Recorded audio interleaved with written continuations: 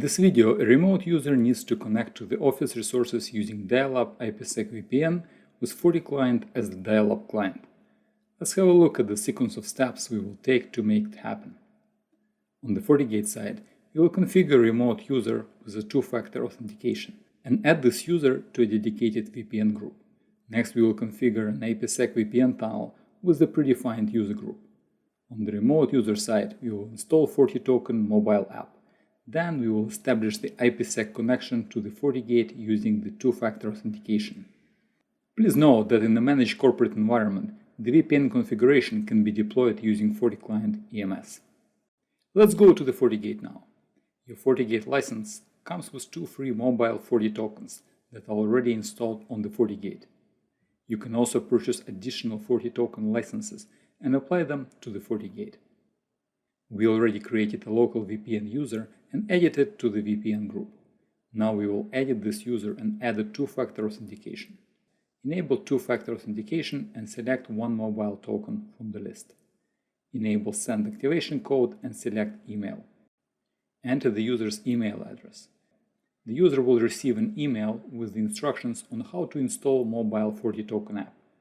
We will go over them shortly.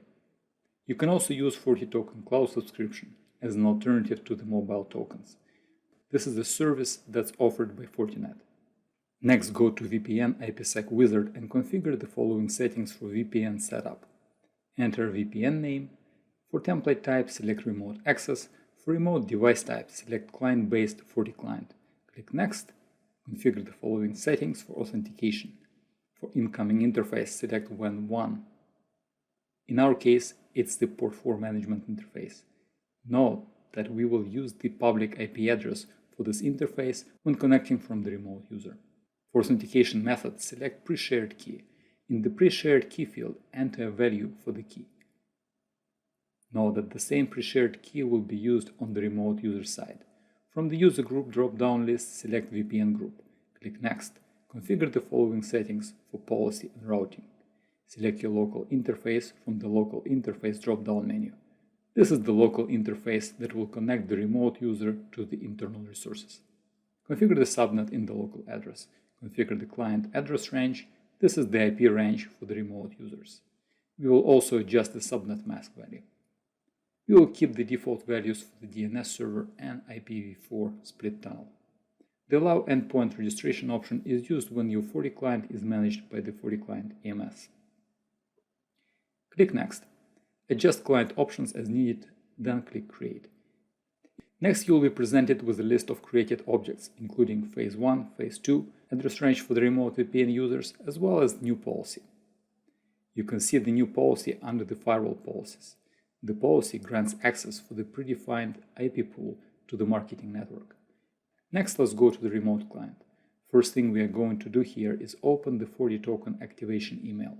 The email contains a documentation link to various FortiToken scenarios. In our case, we will use a mobile simulator to download and install the FortiToken app. Once the app is installed, we simply scan the QR code found in the email to activate the FortiToken app. FortiToken app generates codes that we will use for the second factor authentication. We will use this code later when we connect through IPsec VPN. Next, we are going to establish an IPsec connection using FortiClient. Open the FortiClient and go to Remote Access to configure the VPN. Provide the name to your IPsec tunnel, provide the gateway.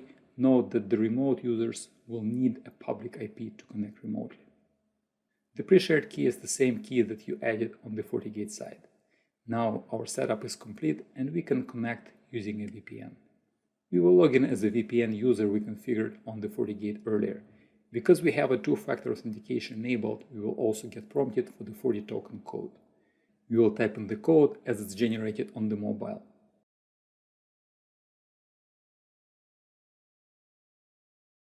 Once the connection is established, we can see the IP address assigned to the remote user.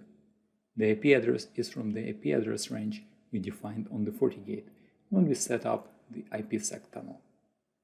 At this point, the remote user can start an RDP session accessing local resources behind the FortiGate. If you go back to the FortiGate side, we can also see the IPsec tunnel active.